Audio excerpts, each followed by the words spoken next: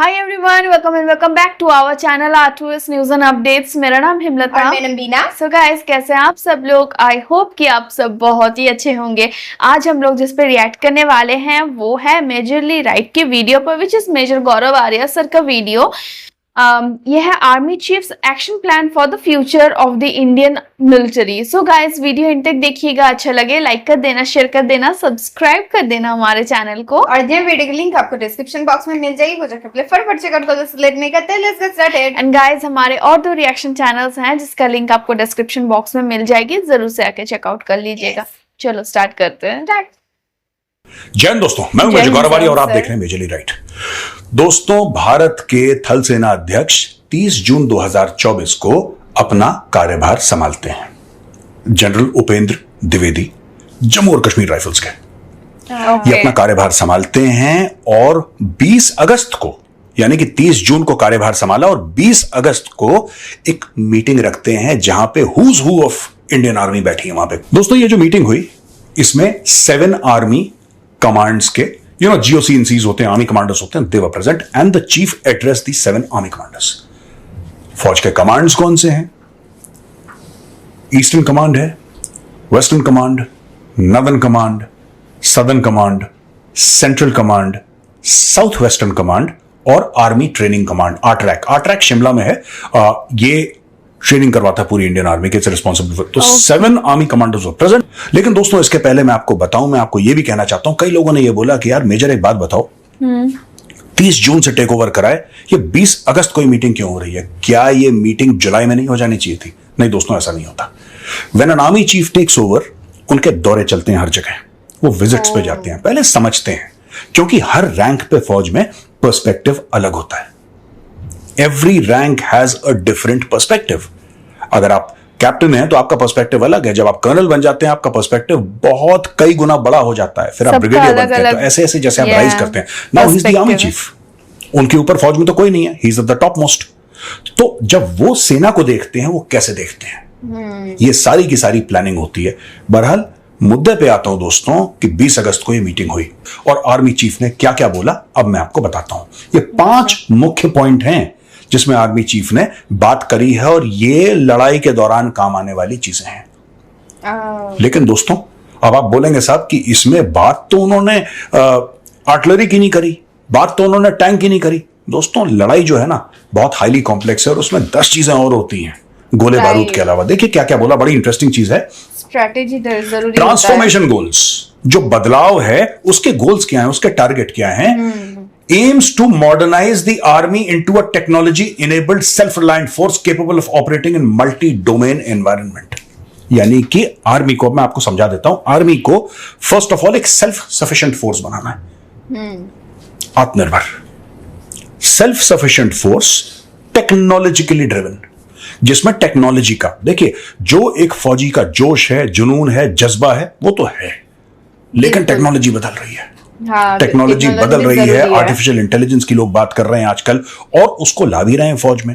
जो फौज है, मैं भारतीय सेना की बात कर रहा हूं, it is partnering with IITs।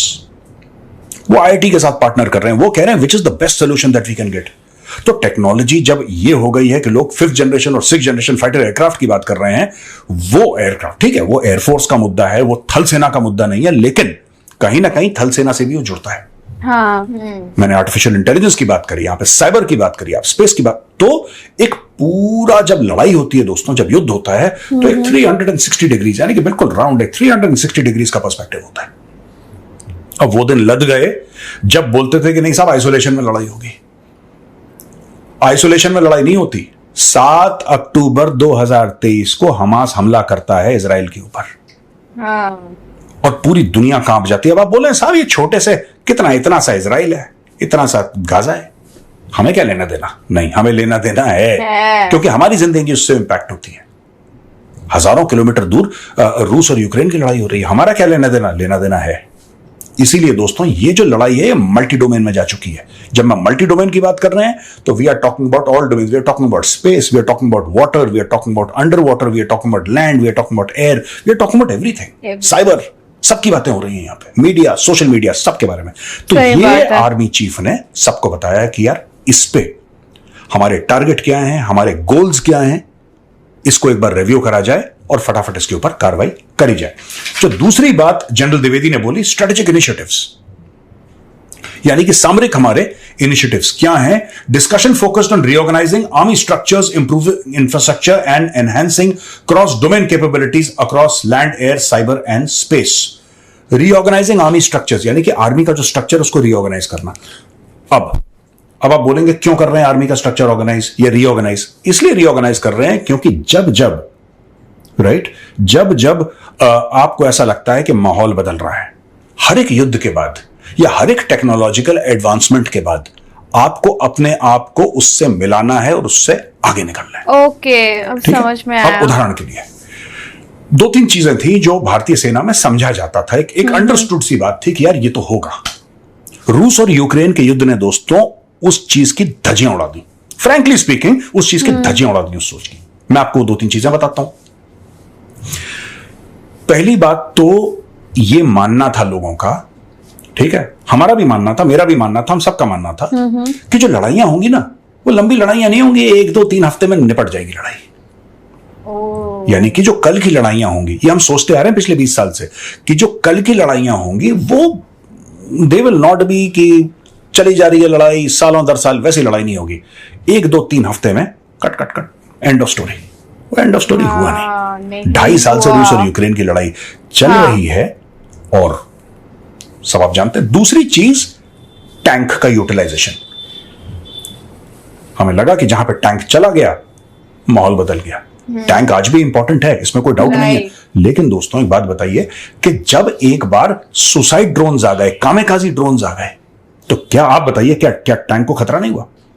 अब जो टैंक होता है, अगर मैं आपको बताऊं, कोई भी टैंक है, उसका जो हल वाला पोर्शन है, जो आगे वाला पोर्शन है टैंक का, वो सबसे ज्यादा जिसको कहते हैं मजबूत होता है, सबसे ज्यादा आर्मर उधर होता है। साइड में भी आर्मर होता है, टैंक्स में रिएक्टिव आर्मर होता है, टैंक्स में अलग अलग किस्म की चीजें होती हैं अंदर के क्रू को प्रोटेक्ट करने के लिए। लेकिन जो टैंक का सबसे सॉफ्ट एरिया जो होता है, जो सबसे अनप्रोटेक्टेड होता है, वो टैंक का टॉप ऊपर वाला एरिया होता है। आपने देखा होगा टैंकों में वो ऊपर से वो खोल के अपना ऐसा निकलता है ना बंदा, बीच में टैंक है, that entire that this thing on top of the tank, that is the least protected area. वो सबसे कम प्रोटेक्टेड है। देखो, अब जो ड्रोन है, जो कामेकाजी ड्रोन है, वो ऊपर से वार करते हैं, वो साइड से वार ही नहीं कर रहे। जहां पे आपने सबसे ज्यादा लोहा लगा रखा है, सबसे ज्यादा आर्मर लगा रखा है, रिएक्टिव आर्मर है आपके पास, एक्सप्लोजिव्स पड़े हैं कि जो भी इनकमिंग प्रोजेक्टाइल है उसको फट के ध्वस्त कर देंगे। सारी आपने टेक्नोलॉजी लगा ली, आपने ऊपर प्रोटेक्ट ही नहीं करा वहां पे। अब ऊपर से ड्रोन आता है, खत्म कर देता है। हाँ, इजी है ऊपर से। ये चीज हमने सीखी। फिर हमने सीखा लॉजिस्टिक्स के बारे में। तो दुनिया गाना गा रही है पिछले हजारों सालों से, लॉजिस्टिक्स। लेकिन इस लड़ाई में यह भी पता लगा कि साहब लॉजिस्टिक्स कितना इंपॉर्टेंट है, कितना इंपॉर्टेंट है। अब सोचिए दोस्तों, इस वक्त जनरल द्विवेदी के दिमाग में क्या चल रहा होगा विथ वॉर इन माइंड। रूस और यूक्रेन के बारे में यह सोच रहे होंगे कि साहब ऐसा है कि हमें किसी ना किसी तरीके से जल्द आत्मनिर्भर होना है। सप्लाई चेन्स किसी और के हवाले आप नहीं सौंप सकते। You must control your supply chains. तो आत्मनिर्भरता नंबर 1 उनके दिमाग में प्रायोरिटी होगी, ऐसा मैं अज्यूम कर रहा हूं, जो मेरा एनालिसिस है, जो मैंने पढ़ा है मीडिया में। The army chief will focus on आत्मनिर्भरता 100%। सबसे बड़ी सीख ही वही है। सबसे बड़ी सीख यही है जो हमने बोला ना, इतने साल लड़ाई चलेगी, आपके पास खुद हथियार बनाने की क्षमता नहीं है, आप इतने साल कैसे लड़ लोगे? किसके बलबूते पर लड़ोगे आप? अमेरिका, वो अमेरिका जो आज की तारीख में तेजस के इंजन आपको नहीं दे रहा, बहाने बना रहा है कि ये हो गया वो हो गया। आप उस अमेरिका के सहारे लड़ेंगे या उस रूस के सहारे लड़ेंगे जो कि कहता है कि भाई हथियार तो मैं तुम्हें दे दूंगा, लेकिन मेरे खुद लगे हुए हथियार है यूक्रेन की लड़ाई में, आई कैन नॉट सप्लाई। ये होगा। और अगर लड़ाइयां ना भी हों, अगर आपकी उस वक्त उनसे ना बने वो चाबी, वो नल ऑफ कर देंगे जिसमें पानी निकलता है यार, नल ऑफ हो गया, आपको हथियार नहीं मिले। ये सब उनके दिमाग में बातें आर्मी चीफ के चल रही होंगी, ये सब प्लानिंग चल रही होगी। तीसरा पॉइंट मैं बताता हूं, इंडिजिनाइजेशन एंड सेल्फ रिलायंस। ये वही बात है आत्मनिर्भर भारत की, और बार बार directly indirectly army chief focus कर रहे हैं आत्मनिर्भर भारत में। Importance of self reliance in defence manufacturing, urging support from the Indian defence industry to foster world class equipment and become a leading defence exporter. अब दोस्तों मैं आपको बताता हूं कि आर्मी चीफ ऐसी बात क्यों कर रहा है। अभी recently 3rd voice of global south summit हुआ था, राइट? 123 देश उन्होंने हाजिरी लगाई, ऑनलाइन हुआ था लेकिन 123 देशों ने हाजिरी अपनी लगाई, बोला कि हाँ साहब भारत ने बुलाया है, हम जरूर ज्वाइन इन करेंगे। उन्होंने ज्वाइन इन करा, अपनी बातें रखी। अब आप एक बात सोचिए, इन देशों को हम हथियार भी बेचेंगे, क्या उनके साथ हमारे रिश्ते और बेहतर नहीं होंगे? This is the core of military diplomacy. जैसा मैंने आपको बताया दोस्तों, लड़ाई जो होती है ना, वो सिर्फ हथियार गोले बारूद से नहीं होती, लड़ाई के डायमेंशन चेंज हो गए, इन्फ्लुएंस ऑपरेशंस की आजकल बात करी जा रही है। तो ये बड़ा कॉम्प्लेक्स मैटर है, इसके बारे में भी आर्मी चीफ ने बात करी। इसके अलावा joint operations, need for improved collaboration among the Army, Navy and Air Force was highlighted to better prepare for future warfare challenges. Army, Navy and Air Force, the ability of the Army, Navy and Air Force to collaborate and fight future wars together. ये जो हम जॉइंटमैनशिप की बात करते हैं, जो theatre command की बात करते हैं, क्या वो इसका मूल मंत्र तो यही है? आर्मी, नेवी और एयरफोर्स एक साथ कैसे as a single unit, as a cohesive single unit वो कैसे लड़ाई कर रहे हैं, इस पे भी उन्होंने तवज्जो दी है और इसके बारे में भी आर्मी चीफ ने बात करी है। पांचवी चीज, क्वालिटी ऑफ, ये बड़ी इंपॉर्टेंट है यार, पांचवा पॉइंट बड़ा इंपॉर्टेंट है। As a veteran I can totally understand what the chief is saying.